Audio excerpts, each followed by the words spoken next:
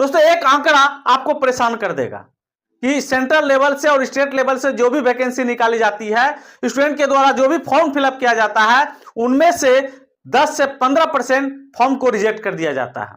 और वह रिजेक्शन अभ्यर्थी के द्वारा फॉर्म भरते समय एक छोटी सी गलती के कारण होता है। अधिकांश स्टूडेंट कमेंट में पूछते हैं कि सर हम ओबीसी के अंतर्गत आते हैं मगर हमको छूट नहीं मिला।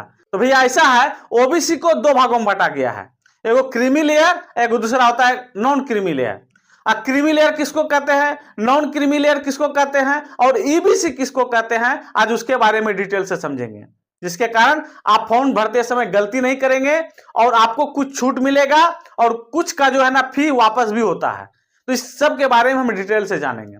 तो सबसे पहले ओबीसी में हम जानते हैं क्रीमी लेयर किसको कहते हैं, नॉन क्रीमी लेयर किसको कहते हैं। भैया क्रीमी लेयर उसको कहा जाता है जिसके घर में क्रीम है। क्रीम मतलब पैसा भर भर के है, यानी किसी परिवार का एनुअल इनकम अगर 8 लाख से ज्यादा है तो वह क्रीमी लेयर के अंतर्गत आएगा। मतलब वह तो ओबीसी तो है मगर उनको ओबीसी का लाभ नहीं मिलेगा, उसको रखा जाएगा जनरल के रूप में। तो आखिर किसको फायदा मिलेगा, नॉन क्रीमी लेयर वाले को। अब नॉन क्रीमी लेयर में किसको रखा गया है, तो इसमें उसको रखा गया है जिसके घर का वार्षिक इनकम 8 लाख से कम है।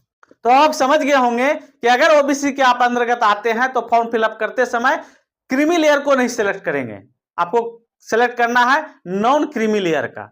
ऐसा नहीं कि सिर्फ सिलेक्ट कर लिए तो हो गया, उसके लिए आपको सर्टिफिकेट भी डिस्ट्रिक्ट लेवल से बनाना होता है, यानी एसडीएम ऑफिस से बनाना होता है, ठीक है। और अब आता है ईबीसी। अब ईबीसी का जो है यह जनरल में भी आ सकता है, इसमें ओबीसी और एससी एसटी तीनों आ सकता है। तो आखिर ईबीसी में किसको रखा गया है, ईबीसी का फुल फॉर्म होता है इकोनॉमिकली बैकवर्ड क्लासेस, यानी वो तो जनरल परिवार में जन्म लिया, जनरल जाति में जन्म लिया, ओबीसी कैटेगरी में जन्म लिया, एससी एसटी में जन्म लिया, मगर आर्थिक रूप से कमजोर है।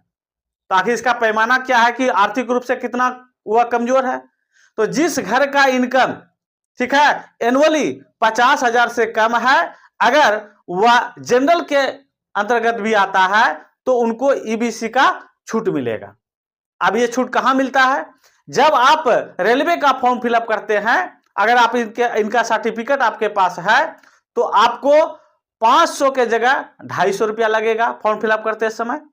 और जब आप एग्जाम दे देंगे, CBT 1 दे देंगे, यानी एग्जाम में अटेंड कर जाएंगे, तब वह भी पैसा जो है आपको वापस कर दिया जाएगा।